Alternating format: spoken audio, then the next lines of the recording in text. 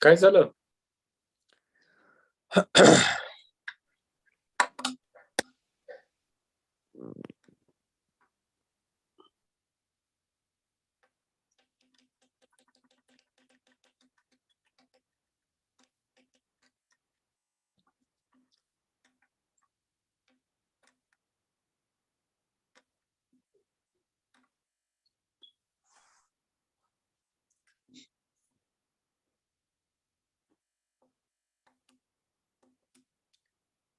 Hi, welcome to another session of Keeping It Simple. This is Prashant Rajore's show. I welcome Bhaiya. How are you? Good, Dhruv. How are you? We're having Great, this Bhaiya. session after a long time. Yeah, So this how's is everything in US? We are having a transcontinental session now. I hope you have settled down in US. yes, Bhaiya. I'm good. Good. So we can start with the questions today. Yes, Bhaiya. My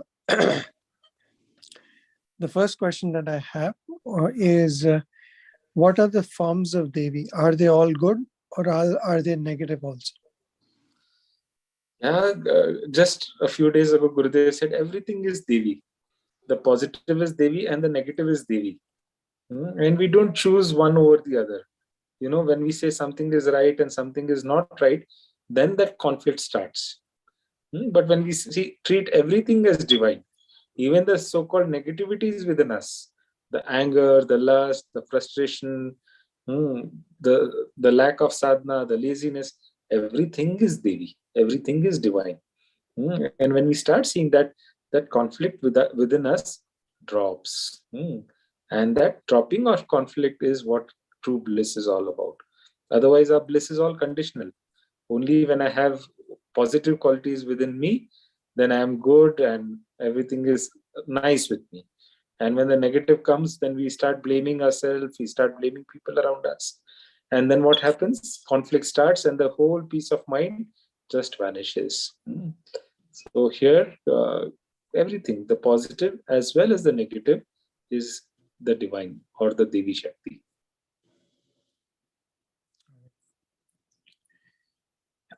Bhaiya, the next question is, are there many Shivas? How many Shivas are there?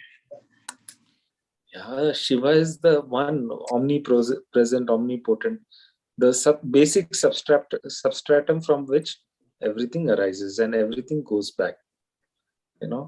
Uh, it's like there are so many electrical appliances, but only electricity runs it, right? So that electricity is Shiva. It's only one. And that energy manifests in different ways, in different forms. And each of these forms can be opposite to each other also. Okay. So the heater is there, which is run on electricity, and the cooler is also there. The air conditioner is also there. So the heating function and the cooling function is done by that same energy, right? So if you have an electric car, the accelerating function and the braking function, it is done by the same electricity. So that thing which runs this entire universe is Shiva. So one of our teachers very beautifully on his Facebook, he put it, Shiva is the potential energy and Shakti is the kinetic energy. So one way of looking at it, Shiva is that potential, the basic substratum from which everything arises. And that kinetic energy which is running everything. They are one and the same at one level, and yet they are different.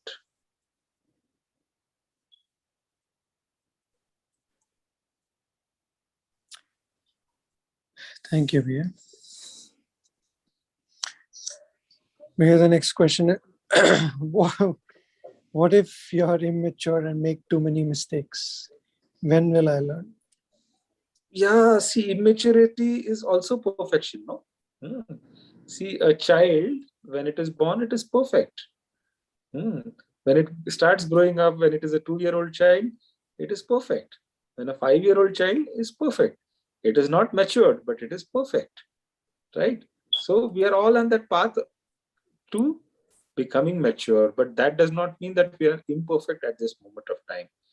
Maturity is not, or perfection is not when we reach the state of maturity. Perfection is there every moment. Okay.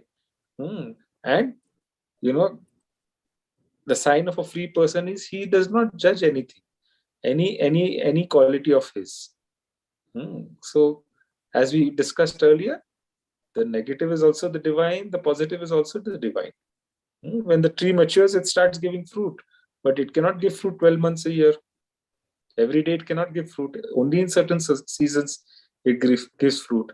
Other seasons it does not do any productive work.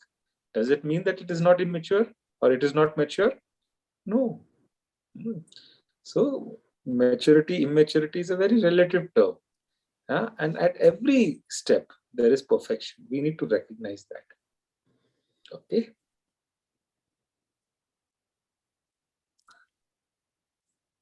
Okay, the next question is, who is your guru? My guru, everyone knows, no? Gurdev Shri Ravi Shankar ji is my guru. That's all. And who is a guru, you're asking? Then a guru is there, see, one who guides you through the ups and downs in life. We have coaches and teachers for everything. For mathematics, science, there are teachers. Even the best of tennis players or footballers, they have coaches, right? You require, no matter how good you are, you might be the best player in the world, you still require some person to guide you, to point out where you make mistakes and to make you perfect, to make you complete, right? So if you have a coach for everything, then you require a coach to live life also. And that life coach is a guru. Guru takes care of you through your ups and downs. Sometimes you may feel the connection to him from a remote place. Sometimes we may not feel that connection, but he's there. He's taking care. Just that connection, feeling that connection is good enough. Whether he knows or not is a different matter. Feeling connection with the guru, and that strength comes and everything else falls into place. Okay.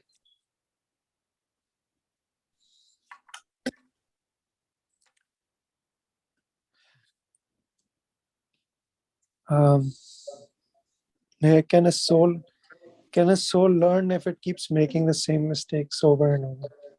Yeah. All that happens. And what we think is a mistake is actually not a mistake. A child keeps on falling down. A child which is learning to walk, it keeps on falling down. That does not mean that it is making a mistake. That process of falling down is the process of growing. So we might attempt to do a thing, or we might have some goals, and we may not be successful all the time. We may be falling again and again. So what? We need to pick ourselves up and move on in life. Again we will fall, again we pick ourselves up. We don't judge ourselves. Oh, because I'm falling so many times, something is wrong with me, and something is, I'm a good for nothing person. No, we are all on the path of growth, and on the path of growth these challenges come where we keep on falling again and again. There are so many people who give the Indian Administrative Services examinations in India, and I know people, 5 attempts, 6 attempts they make, sometimes even 10 attempts, if they're on the right side of age. They keep on making attempts. And just because they're making attempts again and again to clear those exams does not mean that something is wrong with them. Okay. So you can make mistakes, you can fail. In fact, everything in nature is designed for failure. But we build a pressure on ourselves that I should not fail. I was reading something very interesting. A tiger or a lion, it is not successful every time it goes to hunt. When it goes to hunt, 3 times out of 4 it fails. Only 1 in 4 times it succeeds in hunting down an animal. In the same way, when we sow seeds, not every seed sprouts. There are some seeds where only 1 in 10 seeds sprout. There are some where only 1 in 3 sprout. So everything in universe is designed for failure. So likewise, we humans are also designed for failures. But somewhere in our education, somewhere with our upbringing, we have come to this conclusion that we should not make mistake, we should not fail, and that is creating that extra pressure. It's okay to fail, so what? Hmm. Okay, and it's okay to make mistakes again and again, as long as we are making sincere efforts to come out of the mistake. We might not come out of it immediately, but that efforts are there, that sincerity is there, then it's okay. We keep on making mistakes again and again. Okay.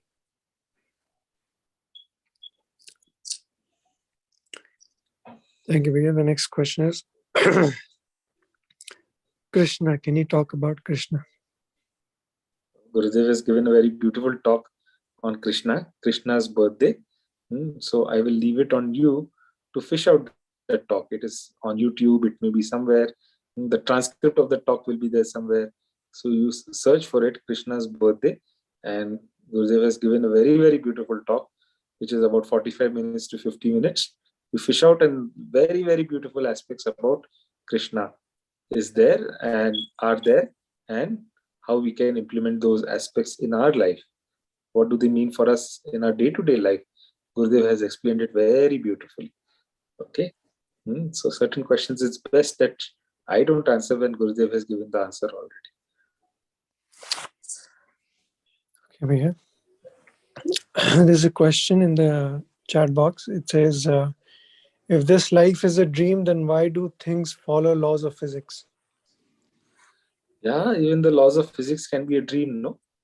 And even laws of physics are not perfect, are not complete. That understanding is not there complete. You know, scientists and physicists are still trying to find out, what particle is there which causes light to behave differently. According to physics, there is a wave pattern and there is a particle form, and light is something which exhibits both. So how is it possible? At places it appears as if it is a particle, and at other places it appears as if it is a wave. So it is not totally understood, and even the understanding of atom, it is just a theory, what we learned at school, and that theory that there is an atom and neutron, proton, electron. It is a very, very basic thing for us to understand.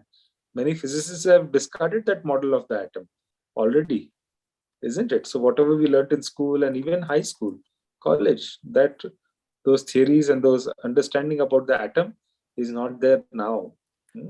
But we still need to understand why, because it is very simplistic, basic model. It helps us understand and visualize whatever we are learning.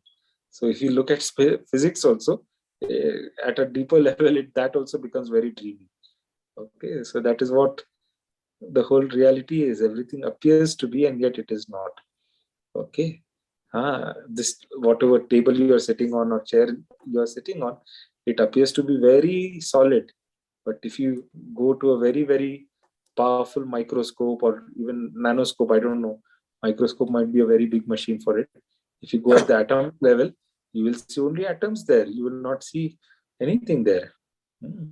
So at one level, it appears to be very solid, but at another level, it is just atoms. And you can go through the atoms, how just like how X-ray passes through solid matter, no? So laws of physics are also not absolute in many aspects. In some aspects, yes, they may be absolute.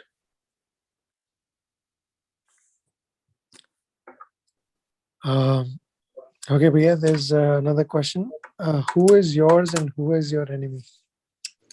Who is yours and who is your enemy? Yeah. See, there is no two. When you see two, then you start identifying as friend and enemy. But there is only one, that God.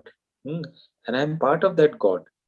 And everything I see, every aspect which is seen, every aspect which is not seen, is God, that infinite, that divine aspect. And when you identify everything as God, then there is no friend and there is no enemy. Everything is me only. It is in me. Everything is arising and everything is falling. This is what Ashtavakra Gita says. So when you look at life from this aspect, then all the conflict drops. When all the conflict drops, then you act. And act, and you don't worry about what people do to you. Then you just start living life the way you would like to live life, rather than being affected but by what others see. Okay. Great.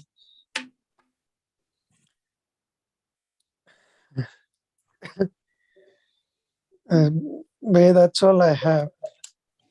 Okay, very good. Very good. So good. After a few weeks, maybe 6 weeks, we are having this program. So there was a long break, but I hope it's not going to be long breaks for the subsequent episodes. We will have it more regularly. And thank you, Dhruv, for collecting and asking these questions. If you have any questions, you may share the questions with Dhruv on his Instagram and Facebook profile.